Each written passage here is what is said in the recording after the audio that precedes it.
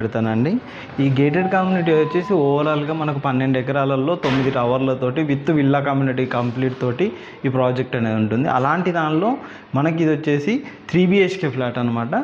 ఇది చాలా స్పేషియస్గానే అయితే ఇచ్చారు. మీరు ఇది కనుక చూసుకున్నట్టయితే వెనకాల వార్డ్రోబ్స్ కానీ ఇవన్నీ కానీ సెమీ ఫర్నిష్డ్ తోటి విత్ బాగా ఇచ్చారనమాట. ఫ్లాట్ అయితే మీరు ఇక్కడ చూస్తున్నారు కానీ మంచి మార్బుల్ అనేది అలాంటిది కూడా వాడారనమాట. క్వాలిటీ పరంగా కూడా చాలా బాగుంది, కన్స్ట్రక్షన్ పరంగా కూడా చాలా బాగుందండి ప్రాజెక్ట్ అయితే.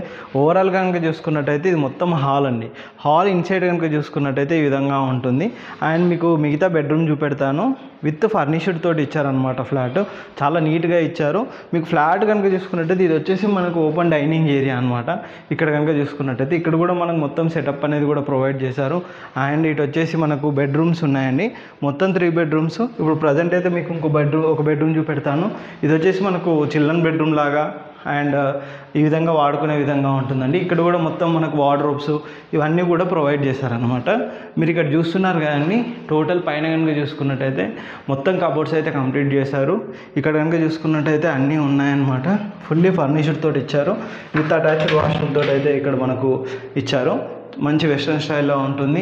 అండ్ ఇక్కడ కనుక చూసుకున్నట్టయితే ఫాల్ సీలింగ్ కానీ ఏది కానీ చాలా స్పేషియస్గా ఈ 3 BHK ఫ్లాట్ అయితే ఉందండి.